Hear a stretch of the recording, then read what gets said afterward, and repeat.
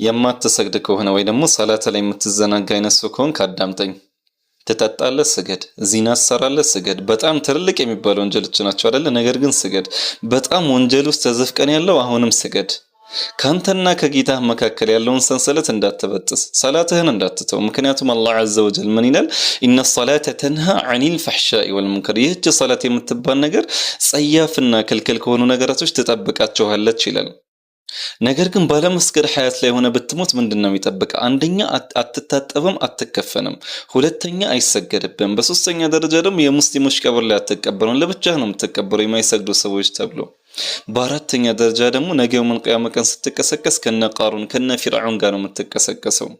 ስለዚህ ወንድሜ ጁምዓ ሲመጣ ጀምራለሁ፣ ነገ ታጠቤ ጀምራለሁ፣ ረመዳን ሲመጣ ጀምራለሁ የሚሉ ነገራቶችን ትተህ ከዛሬውኑ ሰላትህን ጀምር። ላለፈው ሰላትህ ይቅርታ ጠይቅ፣ ቀዷ ክፍል። ያለፈውን ሰላት ስገድ አትባልም።